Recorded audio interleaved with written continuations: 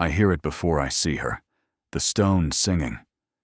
Bay River Bridge at midnight is a throat of steel, eaten by drizzle and tired horns. My van shudders in the jam, the heads-up toll display blinking red.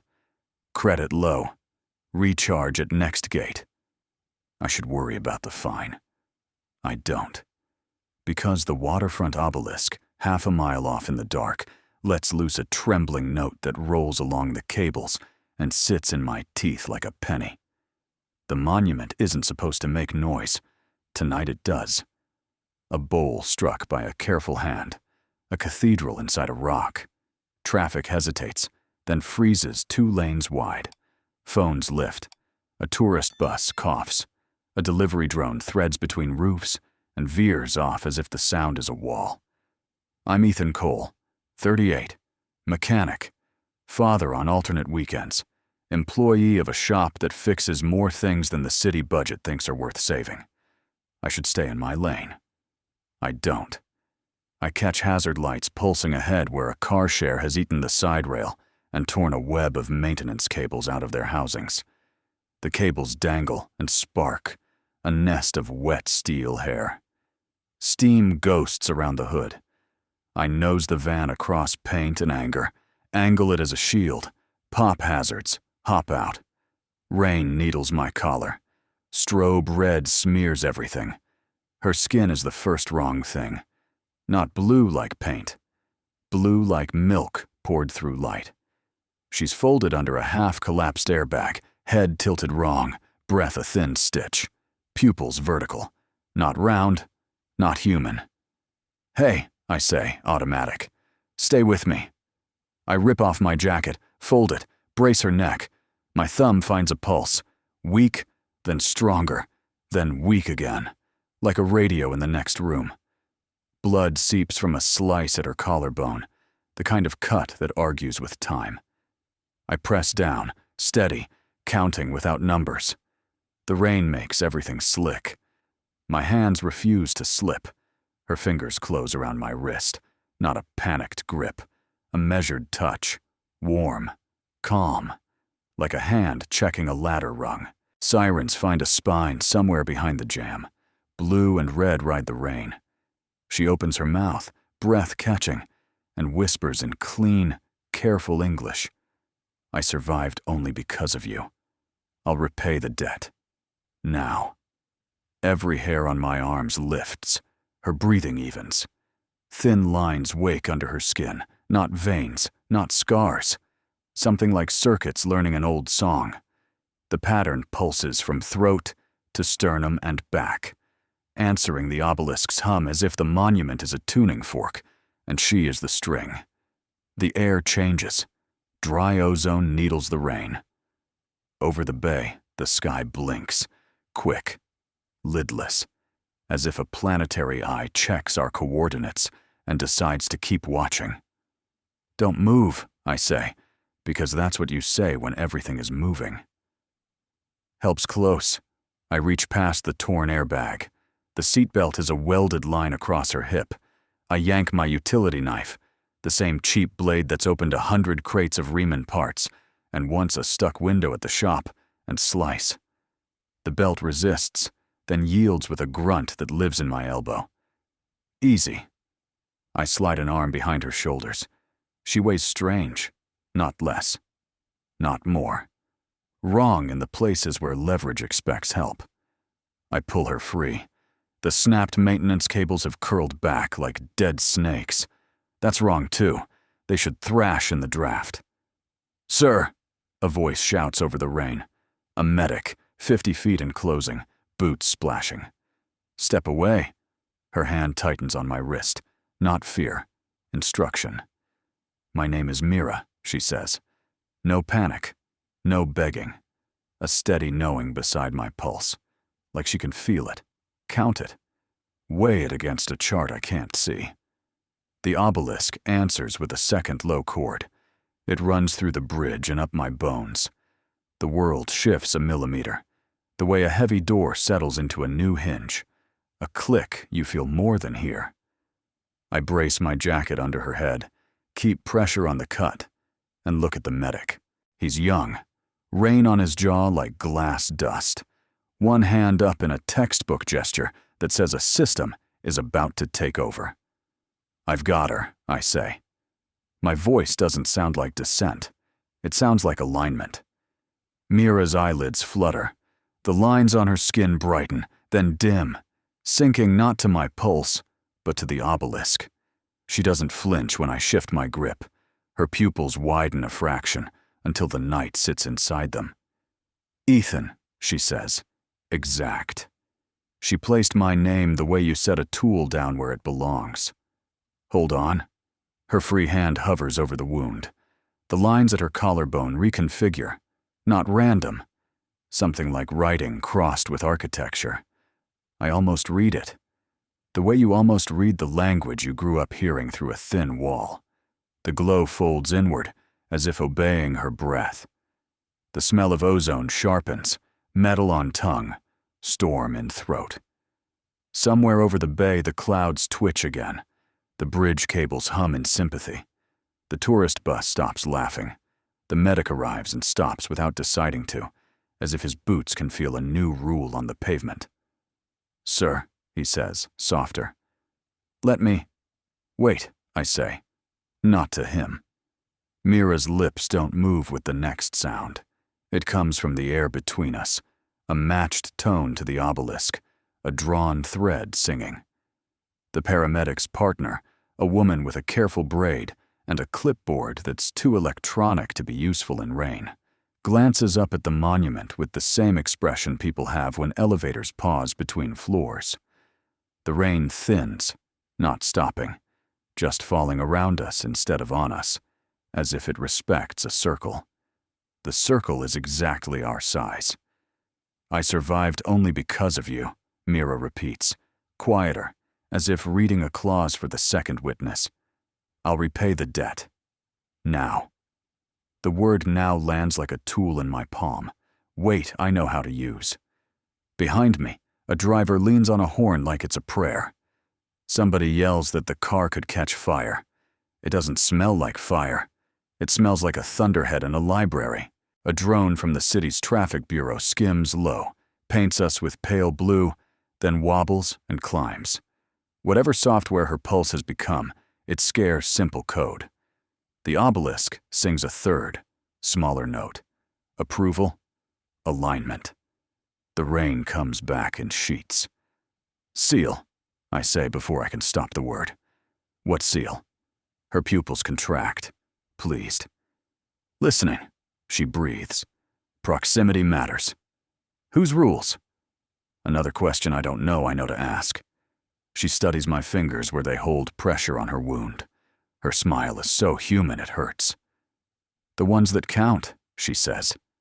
Sirens multiply. Police this time. An armored responder with a city crest idles 2 lanes back, lights washing the bridge in patriotic nausea. The medic shifts like he wants to argue with the air, but decides to argue with me instead. "Sir, if she's bleeding—" "She's not," I say, and realize it's true. The blood has slowed to a shine. The lines under her skin have taken the stress and folded it into geometry. "Her pupils," he says, which is code for, "I need to put you both inside a protocol." "They're supposed to be like that," I answer, which is code for, "Not tonight." A gust lifts the edge of my jacket and slaps it down. The city wind tastes like brine and hot metal. A container ship moves out on the Black Bay, patient as a whale. Somewhere, a late ferry's horn decides this is not its business. A woman in a windowed sedan films us. Her caption will say, "Alien, bridge, OMG." The algorithm will decide if that's funny, tragic, or worth a warning label. Mira breathes with me. In, out, in. The circle of dry air tightens, then widens like a diaphragm. Her hand eases on my wrist, not leaving. Anchoring. "Good," she murmurs, teacher soft. "You're in the right place." I don't think about fines or shifts, or the way I fell asleep at a stoplight last week, and woke to a repair drone tapping the windshield like a patient bird. I think about the way the obelisk's voice found my bones and told them to stand. Okay, I say. Okay, Mira. Behind us, the armored responder doors open like a mouth. 2 officers step down, faces framed with clear shields to make them look more honest. They speak into collar mics. One of them sees the way the rain won't cross the circle and decides not to see it. Mira flicks her gaze to the monument and back to me. When it answers again, she says, "Don't let go." Of what? Your choice. The obelisk's second low chord is still moving through the bridge, long and patient, like tide under steel. For a breath, I understand the map it makes. A straight line from stone to skin to something above the clouds that is listening the way a judge listens. Then I won't, I say. Her smile widens a fraction, then quiets. The circle shivers. The rain decides at last to be rain again. The third note settles into the bolts and rivets like a benediction. And the world clicks one more notch to the right. They try to take her anyway. At the clinic door, the rain had become a glitter of needles in the floodlights, and the intake nurse, eyebrows laminated into permanent surprise, kept repeating, "We need a name for the file," while the officer behind her flexed his jaw like it was a workout. Mira stood between them and the scan arch, bare feet leaving no water on the tile, jacket over her shoulders, because I insisted. The arch's blue rim pulsed, then went dark, as if it had chosen rest. "I'm declining custody," Mira said, perfectly polite. "I'm a guest in transit. Witness, Ethan Cole." Both of them looked at me. I had oil on my hands and bridge grit drying in the seams of my knuckles. I nodded, which wasn't a legal form, and felt like one anyway. "Ma'am," the officer started, "policy mandates observation in cases of—" "Observation," she echoed, weighing the syllables. "Your policy does not outrank a SEAL already listening." Nobody in the room knew what that meant. The nurse's smile did a brave, small thing, and failed. The officer tapped his sleeve to wake the protocol tree. The screen blinked error, then printed 2 words. "Access deferred." He frowned. Deferred to what? Mira turned her head toward the window, where the obelisk's top cut a sharper night out of night. "To the thing that sings when you do not," she said. Then she looked at me. "We should go." I signed a refusal of treatment I couldn't afford anyway. The nurse handed me a packet of warnings and antiseptic wipes, like talismans against liability. The officer wrote my name down, as if the letters might be a pressure point later. Mira kept walking. I followed. The street smelled like wet brakes and cheap coffee. The autonomous cabs floated past on their magnetic seams, lights polite. Bay River's skyline hummed with the city's insomnia. Advertisement veils skating up the sides of condos. A distant freight tower ringing the hour to nobody. A drone net dragging a torn banner that promised faster loans if you had the right face. The obelisk didn't sing again, but the silence it left had an edge. "In the morning, someone will come ask better questions," I said, as we ducked under the shop's awning. "They'll bring real policy." "In the morning," she said, "your debt will already have an orbit." I keyed the lock. The door complained because it does that to punish me for not fixing it. Inside, the good smell. Grease, ozone, hot metal from the diagnostic bay, old rubber like a memory of roads. I hit the lights. The shop woke in slices. 2 lifts, a wall of organized chaos, racks of motors waiting for second lives, a coffee machine that needed mercy more than service. My father's photo above the toolboard, the one where he's laughing with his forehead. Mira's bare feet kept not wetting the floor. I noticed it again, and made myself look away, because noticing is a kind of taking. "Sit," I said, pointing to the rolling stool by Bay 2. "Let me check that cut." "It's closing," she said. "Your hands were enough." "That's not how stitches work." I don't use stitches when a seal listens. Right. I fetched the kit anyway. She let me clean the skin around the wound. The thin lines under her skin shaped their glow to the alcohol swab, dimming where I wiped, as if agreeing that sterilization was a good idea. The cut had gone from angry to thoughtful. "Your debt?" I asked. "You keep saying it like we both signed something." She pinched the edge of the bandage and slid it aside. At her collarbone, where my palm had been, a thin plate lay under the skin, like a coin pressed into clay and healed over. Etched on the surface were seals that weren't engraved so much as alive, flickers of lattice, adjusting and adjusting, never settling into one picture long enough for my human brain to call the process done. "It's an access node," she said. "Rules of a foreign origin. Our artifacts respond not to blood, but to a deed. You broke local laws for a life. The key recognized you." I stared. The plate answered by making the hair on my wrist sing. "Broke what law?" "You chose before permission. You moved before the order. You gave before price." She tilted her head, not unkind. "Your system punishes that sometimes. Only on Thursdays." My joke tried to hide in my mouth and failed. "So the obelisk, what, scans for good deeds?"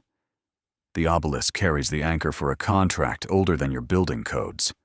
She touched the plate and it brightened, a dim sun under skin. "When it calls, the fleet hears. When it pulses, the seal tallies. When the deed aligns, the access transfers.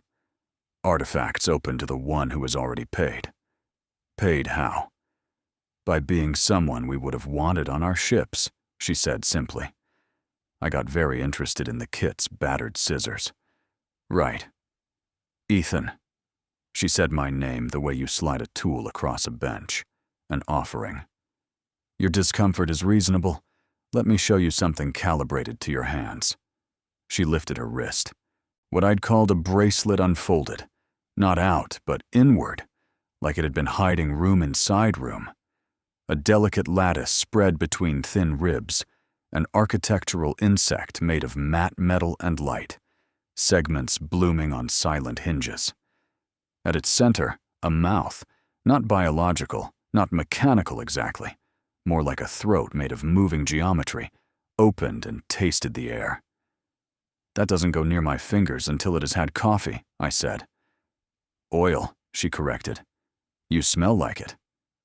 "May I?" I handed her a dropper bottle of the thin synthetic we use for stubborn spindles. She let a single drop fall into the lattice. The geometry drank it. A low purr answered. Soft, feline, ridiculous. I laughed because I couldn't not. "You made a cat." Its selected purring is a signal you understand. Her smile was small and proud, in a way that felt like being trusted with a secret. "It will learn your shop the way a body learns a route. This is an introducer, a gentle tool. It will help you wear the nodes safely." "Where?" I said, even though I'd already reached for my collar. "It prefers chest, close to the heart's field. It isn't sentimental. It's efficient. That is where your choice repeats the loudest." I pulled my shirt down. The air touched the skin over my sternum and found new nerves there. She brought the lattice close. It didn't touch. It hovered, tasting for a seam, until the plate at her collarbone sent a tiny, visible shiver through the space between us. The lattice answered by closing, as if it had received permission written in wind. When it touched me, it was colder than honesty, and then exactly as warm. A pressure like the beginning of a bruise, then a loosening, like a strap unclasping somewhere under the surface. The device sighed, a purr again, but lower, almost embarrassed at its own pleasure. My breath stuttered, and then matched it. "It will only survive to activation if you keep it on you," Mira said, close enough that I smelled ozone threaded with something green, a forest I'd never walked. "Fugitive nodes die when abandoned. This one will attempt to act alive. You should treat that attempt with patience. What happens if I fail the patience test? It will sulk, she said gravely, and burn small holes through anything that tries to own it. I watched the lattice settle into a shape that wasn't quite a pattern and wasn't random either, a set of values you carry like a tool belt. That purr, does it mean happy? It means fed. She slid onto the stool, suddenly smaller without the room's attention on her. The glow under her skin calmed to a quiet threadwork. The obelisk's signal is a call to the fleet. If we answer wrong, collectors come, not scholars. Collectors? The word found a hook under my ribs. What do they collect? Outcomes, she said. Cities. People. Evidence that a rule can be bent without snapping. They prefer obedience to curiosity. They offer safety that ends with cages. And the scholars? Ask first. She glanced at the window, where rain made 1,000 edit marks on the glass. And sometimes, listen to the answer. I poured coffee that tasted like a tire's last words. She accepted the cup, held it without drinking, as if warmth was the cargo, not the liquid. I took a sip and regretted my life choices. We have till morning, I said, before your collectors or my polite officers bring a better cage. What does repay the debt look like in your rules? She stood, stepped close enough that the light under her skin traced the edge of my jaw. Heat hung between us. Not a word or a gesture. A pause where breath meets breath. My heart field, if that was a thing, was suddenly very busy. In our law, she said, voice low and precise, debt is not a coin. It is a vector. You changed my course when you chose without permission, so I change yours by standing between you and what would punish that choice. Protection, she counted on the light in her fingers, and choosing your side. Whose side? Yours. Then anyone who stands behind you because you made room. She tucked a damp strand of hair behind her ear, so human emotion my chest went tight. My overseers will call it contamination. I will call it orbit. You were high status, I said, before I knew why I knew. The way you talk, the way you look at doors like they open for you.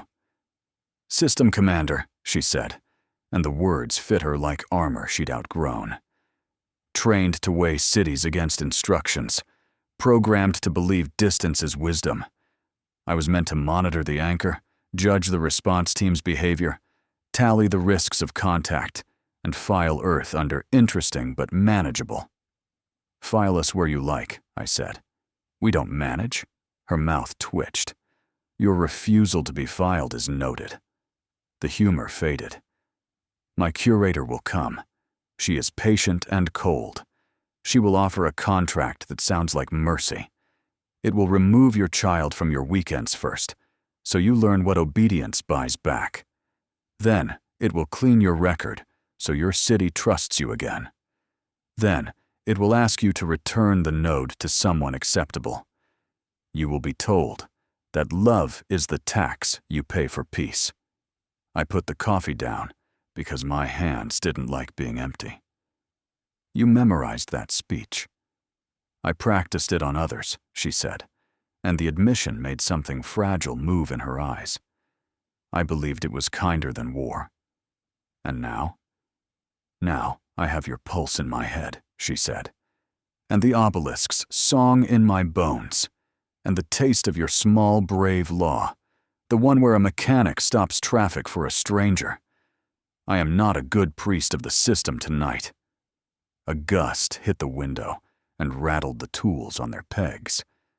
The lattice on my chest responded with a soft, scolding click, like a clock refusing to wind backward. I covered it with my palm and felt it soften under touch, as if agreeing to pretend it was jewelry when frightened eyes looked our way. What do you need from me? I asked. Keep choosing. Keep the node. When the fleet answers, touch the central sigil and say what you did out loud so the rule field can't lie about it. Name your deed.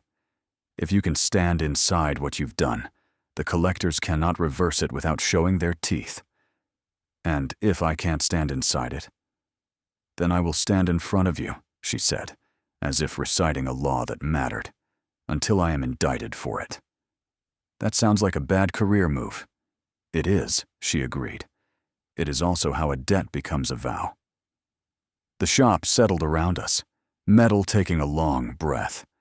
Outside, the city moved through a weather it didn't know how to name.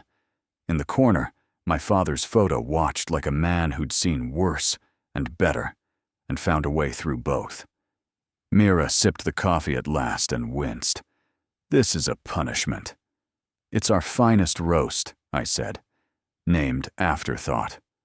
She laughed, light lines along her throat brightening and then dimming, as if the sound traveled there first. Teach me your other punishments, she said, the ones that leave people kinder. You start with a socket set and a promise to wipe everything you touch. Agreed. She set the cup down. When the map of rules opens tonight, you lead. Me? You are the one the seal chose, she said, and I am the one who will refuse the order to take it from you. We stood too close and not close enough. The lattice purred, ready like a held breath. Out beyond the roofline, the sky blinked again, quick and lidless, counting us in. Night lifted its shoulders over Bay River and showed teeth. From the shopyard, I could see the river's long bruise, the lights of the commuter tower smearing in it. The obelisk cut into the dark like a ruler laid on skin. The rain quit all at once, the way a song stops when someone yanks the cable. Our sign flickered COE's auto in a tired plea. I locked the gate. Mira stood beside me in my jacket, bare feet ignoring gravel. The fleet is above the cloud, she said. Their silhouettes are not ships. They move like colonies. Do not wave. A beat. You would. I was thinking of throwing them a wrench. That would be understood as poetry. She tilted her head. They dislike poetry. We went inside. I shut the steel door and dropped the bar. The shop was a cathedral of quiet machines, familiar enough to keep my hands brave. The lattice on my chest purred, then cooled, as if tucking its paws. The plate under Mira's skin answered like a distant bell. The obelisk will exhale a third chord, she said. That is the last polite request. And the first impolite one? Collectors at your door. Right on cue, boots clanked on the rear step. The wrong door, the one I almost never used because the hinges complained like old men. I killed the interior lights. My thumb found the breaker by muscle memory. The room slipped into blue from the vending machine. The coffee maker wheezed and shut up. Outside, someone's radio made a sincere attempt at whispering through a checklist. Mira took my hand and placed it over the lattice. Pulse with it, she said. It listens faster when you care. I don't know how to care faster. You already do. She guided my other hand to the thin plate under her collarbone. It was hot and cold at once, like a coin both minted and buried. The moment my palm covered it, the shop dissolved. Not literally. The air remained air. The floor remained squeaky concrete with the exact map of oil stains I've tried to deny. But a second room opened inside the first, a place that wasn't a place, a geometry superimposed like a blueprint discovered behind a wall. Columns rose made of numbers that felt like oaths, ribbons unspooled, roads, laws, paths that wanted feet. I smelled copper, rain, and new paper. This is the map of rules, Mira said, voice close to my ear and also everywhere. The anchor's interface. Do not bow. It prefers peers. I don't bow to furniture, I said, because my mouth gets brave when my knees wobble. She smiled without smiling. Here, fate is tallied by deeds. If you confirm the rescue, reality will lock the outcome. Local law will not be allowed to punish you for buying me back from death. Buying? You traded certainty for a chance. Shadows moved across the columns. Options. Some glowed like good sockets. Some dimmed like stripped heads. I reached toward the nearest ribbon, and it flinched from my greasy fingers like a proper snob. Another ribbon curled closer, interested in the mess. Outside, the door handle shook, banged. The hinges voted no. A polite knock followed, the kind a hunter gives a cage to make sure it resists. "Ethan," Mira said, "the seal demands decision, not submission." Decision about what? What you did and what you want it to mean. I looked down at my hands, oil in the creases, a scar from a fan belt that forgot mercy. My father's laugh on the wall behind me. The night when my son told me he didn't want to sleep over because my apartment smelled like tired. The bridge, the singing stone, the blue girl who said debt-like orbit. "I chose," I said. "I'm choosing." Say it to the seal. The ribbons wrapped my wrists like patient snakes. Symbols pulsed along them. I didn't know the language, but my hands did. I touched a column marked with a shape that felt like holding someone above water. Preservation.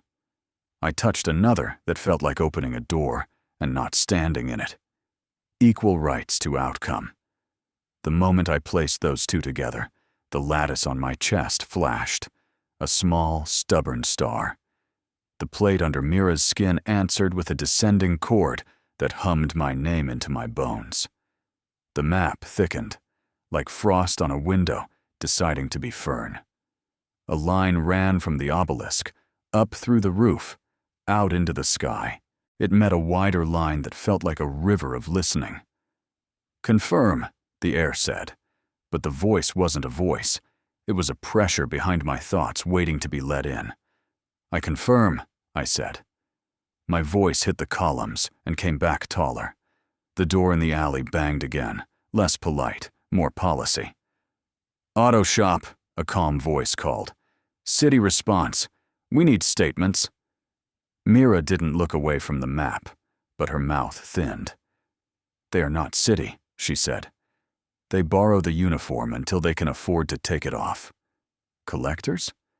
Collectors dressed as neighbors. I put a palm flat to the nearest column. My skin left heat that became characters.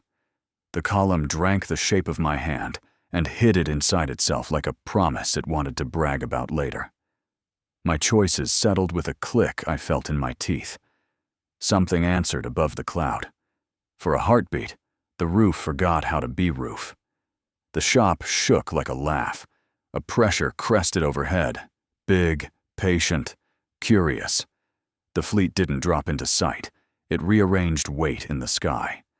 In the obelisk, the stone woke and exhaled its third chord. This wasn't a note. It was a line drawn around the city with the authority of old gravity. My ears popped. The vending machine hiccuped 3 lemon sodas. The breaker box hummed a perfect B. Outside, the calm voice tried again. "Mr. Cole, we appreciate your cooperation." "I appreciate your distance," I said, not loud but precisely. The columns approved. The ribbons tightened.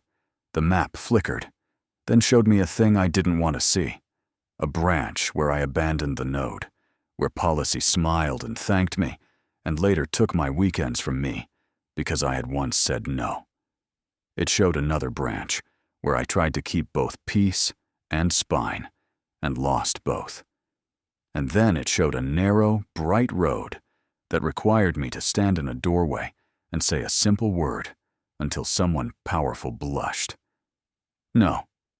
I said it to the door. Silence followed, surprised and personal.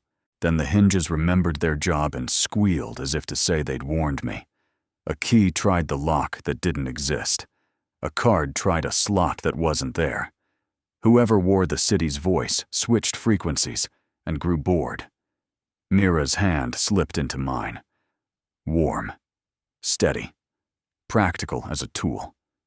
"It's done," she said. "Watch." I looked up, and the sky looked back. Through a patch in the cloud, silhouettes wavered, more like flocks than ships, architectures that breathed. They had edges, but those edges flexed, as if every beam had joints, as if scaffolds could decide.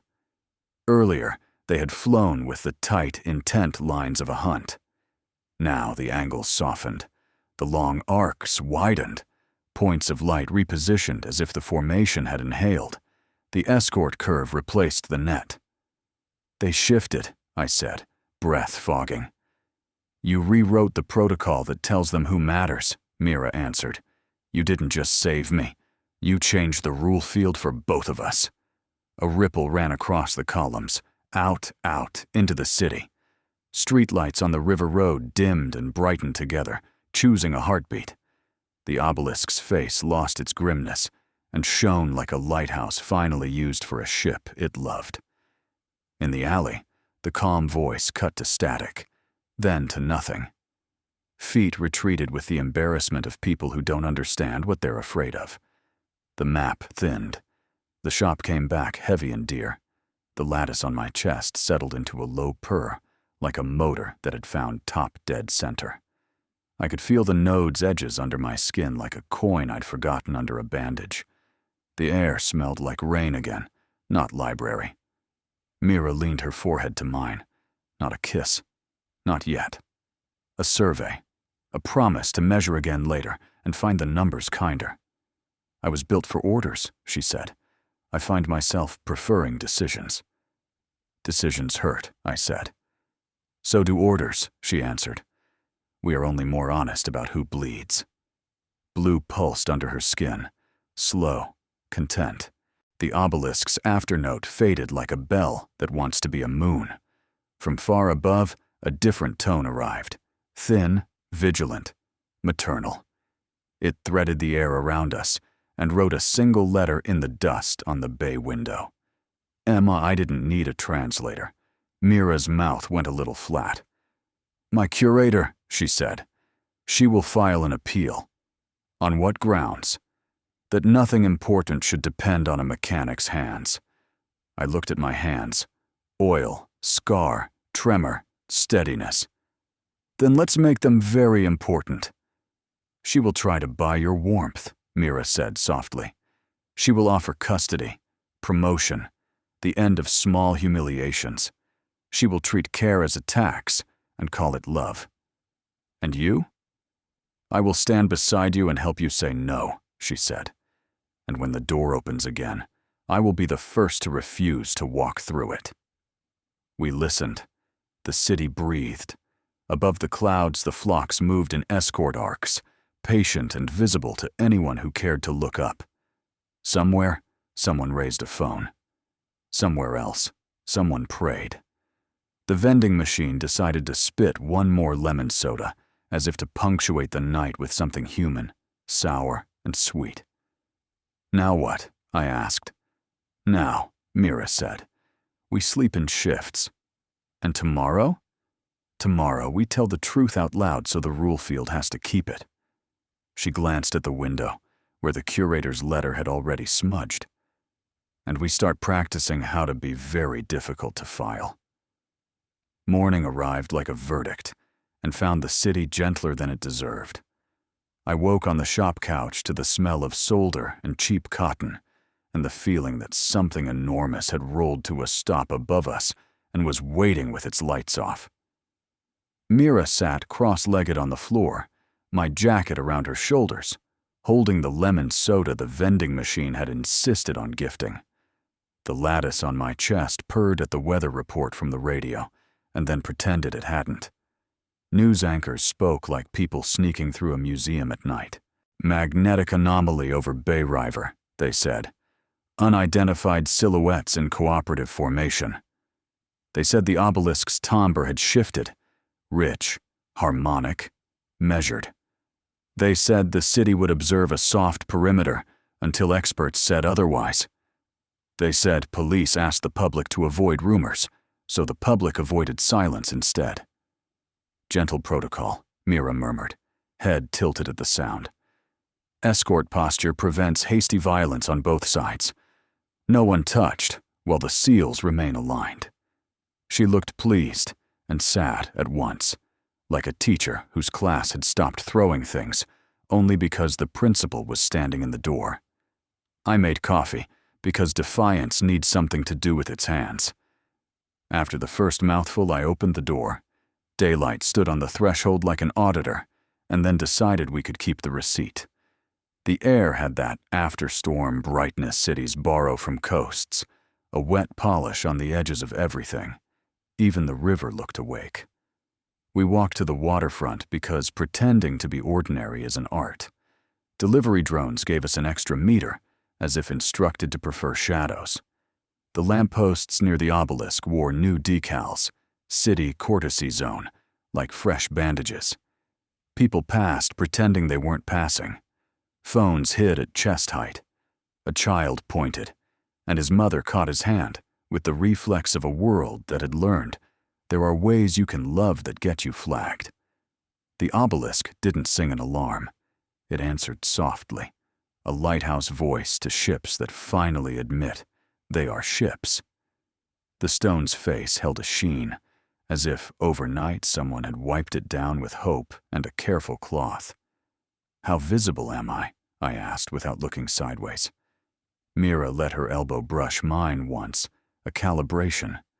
Thin light lines woke under her skin and then settled to a steady threadwork. "You glow," she said, "but in a frequency that prefers decency to spectacle. In our ledger, people who don't monetize what saves them become interviews no one can edit. Can you print that on a shirt? You can print it on your choices." She stopped to read the river, the way engineers read a map they can't admit they still love. "Keep the node speaking. Think protect when you choose. It will answer." I tested it. The quiet lattice under my shirt heard the word in my head and softened. Heat spread, then cooled. The sidewalk smoothed where the curb broke, not visibly. More like intention sanded the snag. A bike messenger swung wide instead of clipping a stroller. A cop hesitated at a ticket and decided to talk. No miracles, just 100-gram shifts that kept certain tragedies from finding enough weight. "This is," I searched for language that didn't singe my mouth, "a cheat." "A tool," she corrected. "Your city had tools that served a smaller law. This one serves the broader one. It answers harm with better odds." We sat on a bench that had learned during the night to face both the river and the street. The sky carried a soft geometry, faint arcs, where the fleet's escorts drafted in patient curves. They looked like flocks that had remembered how to be clouds. Mira lifted her lemon soda and let the sun run through it. "Debt repaid?" I asked, hating how greedy I sounded, and being greedy anyway. "Debt isn't a coin," she said, turning the bottle so the light drew slow honey on her fingers. "It's an orbit.